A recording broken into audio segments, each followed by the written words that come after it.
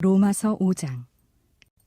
그러므로 우리가 믿음으로 의롭다 하심을 받았으니 우리 주 예수 그리스도로 말미암아 하나님과 화평을 누리자.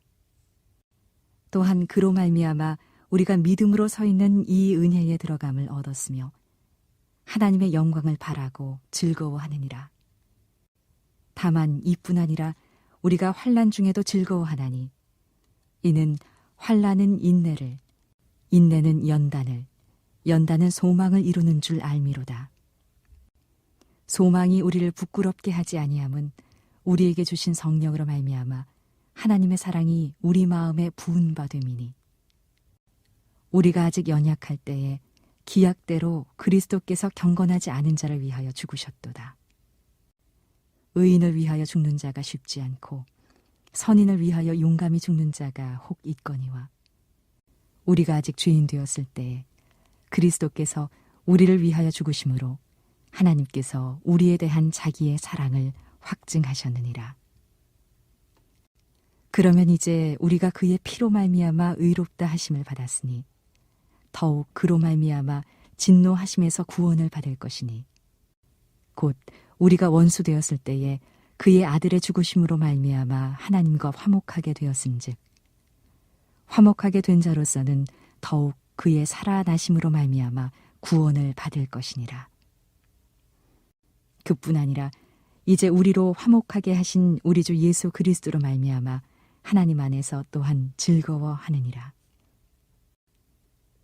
그러므로 한 사람으로 말미암아 죄가 세상에 들어오고 죄로 말미암아 사망이 들어왔나니 이와 같이 모든 사람이 죄를 지었으므로 사망이 모든 사람에게 이르렀느니라.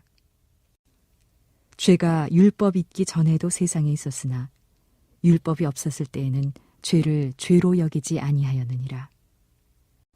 그러나 아담으로부터 모세까지 아담의 범죄와 같은 죄를 짓지 아니한 자들까지도 사망이 왕노릇하였나니 아담은 오실자의 모형이라. 그러나 이 은사는 그 범죄와 같지 아니하니 곧 한 사람의 범죄를 인하여 많은 사람이 죽었은즉 더욱 하나님의 은혜와 또한 한 사람 예수 그리스도의 은혜로 말미암은 선물은 많은 사람에게 넘쳤느니라.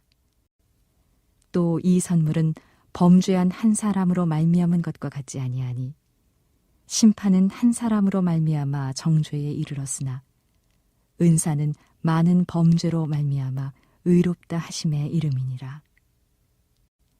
한 사람의 범죄로 말미암아 사망이 그 한 사람을 통하여 왕노릇하였은즉 더욱 은혜와 의의 선물을 넘치게 받는 자들은 한 분 예수 그리스도를 통하여 생명 안에서 왕노릇하리로다. 그런즉 한 범죄로 많은 사람이 정죄에 이른 것 같이 한 의로운 행위로 말미암아 많은 사람이 의롭다 하심을 받아 생명에 이르렀느니라. 한 사람이 순종하지 아니함으로 많은 사람이 죄인 된 것 같이 한 사람이 순종하심으로 많은 사람이 의인이 되리라. 율법이 들어온 것은 범죄를 더하게 하려 함이라. 그러나 죄가 더한 곳에 은혜가 더욱 넘쳤나니 이는 죄가 사망 안에서 왕노릇한 것 같이 은혜도 또한 의로 말미암아 왕노릇하여 우리 주 예수 그리스도로 말미암아 영생에 이르게 하려 함이라. 오늘은 하나님과 화평을 누리자라는 제목으로 함께 말씀을 나누고자 합니다. 화평은 무엇인가? 흔히 우리가 샬롬이라고도 이야기하지요. 화평, 하나님과 화평을 누리자라고 하는 이 화평은 의의 다른 말이다, 이렇게 할 수 있습니다. 화평의 다른 모습은 의고 또 그 의의 다른 모습은 화평이다, 이제 이래 볼 수 있는 거지. 이것은 떼일래야 뗄 수 없는 것입니다.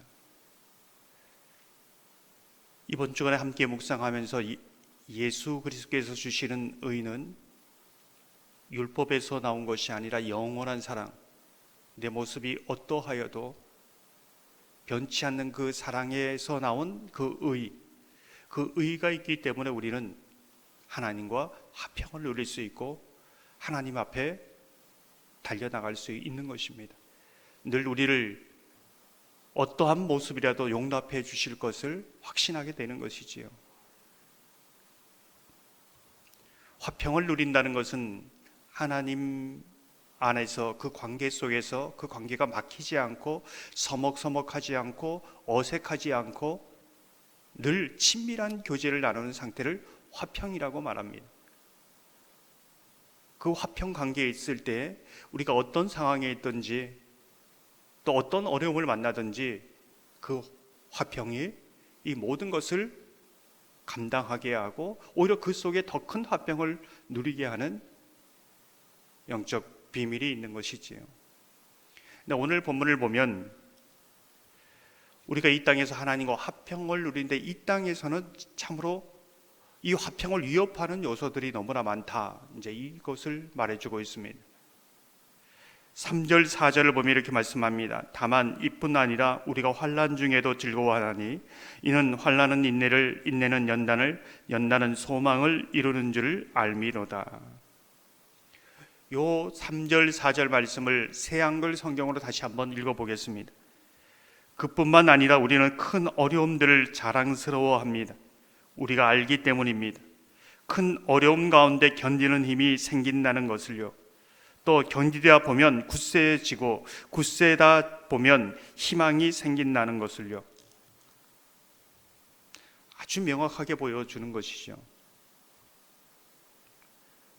오늘 이 말씀을 보면은 우리에게 화평을 위협하는 큰 어려움이 이 땅에 살아갈 때 있다. 큰 어려움을 통해서만이 인내를 배울 수 있다. 견디는 힘을 배울 수 있다. 이렇게 말하고 있습니다. 그럼 어떤 부분일까요? 큰 어려움이나 문제가 없으면은 인내를 배우지 못한다는 겁니다. 그럼 인내는 어떤 것인가? 사실 나는 이 큰 어려움을 감당할 수 있는 힘이 없습니다. 꼬꾸라집니다. 두렵습니다. 근데 하나님과 화평을 누리는 사람은 하나님이 그 화평한 가운데 그 관계 가운데 부어지는 사랑이 있다는 겁니다. 은혜가 있다는 겁니다.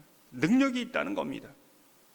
그러면서 나는 정말 약한데 연약한데 이것을 또 감당할 수 있네. 이거 아무것도 아니네. 나는 약한데 하나님이 부어주시는 그 사랑으로 강하다는 것을 알게 됩니다. 굳세다는 것을 알게 됩니다. 이 비밀을 아는 사람이 정말로 강한 사람이라는 것이지요. 우리가 흔히 찬양 가사 중에 이렇게 찬양하지 않습니까? 거친 파도 날 향해 와도 주와 함께 날아오리리. 거친 파도 날, 이게 은혜입니다. 그러면서 하나님께서 나를 붙드시고 또 이 큰 어려움을 통해서 어떤 일을 행하실까를 기대하게 된다. 희망이 생긴다. 이제 이 말씀을 해주고 있습니다.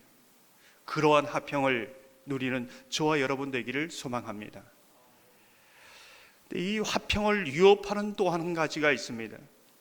하나님의 화평한 가운데 하나님이 나를 사랑하시지, 정말 하나님이 나를 정말로 사랑하시지라고 생각하지만은 큰 어려움이 오면 우리 가운데 어떤 일이 의심이 올라오냐면 이런 나도 사랑하는가?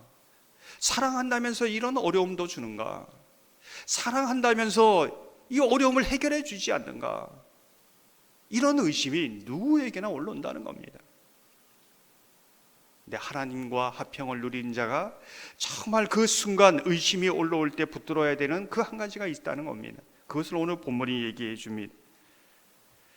6절 8절을 읽어보면 우리가 아직 연약할 때의 기약대로 그리스도께서 경건하지 않은 자를 위하여 죽으셨도다. 우리가 아직 죄인 되었을 때에 그리스도께서 우리를 위하여 죽으심으로 하나님께서 우리에 대한 자기의 사랑을 확증하셨느니라.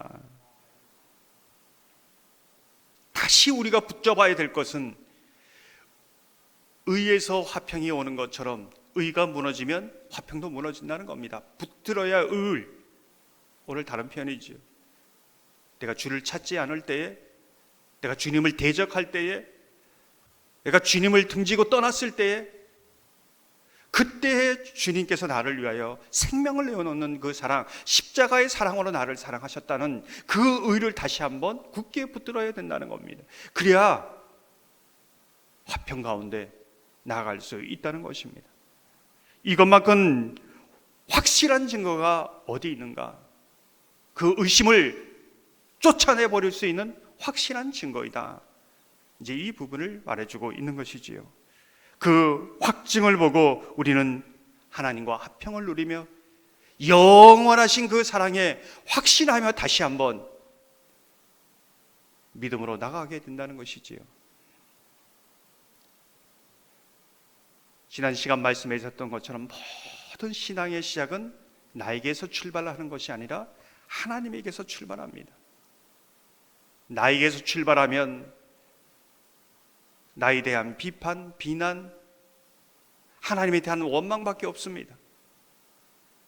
나에게는 그런 사랑도 없고 믿음도 없습니다. 그런데 하나님께로부터 시작하면 하나님이 나를 얼마나 사랑하는지 칭찬이 나오는 거죠.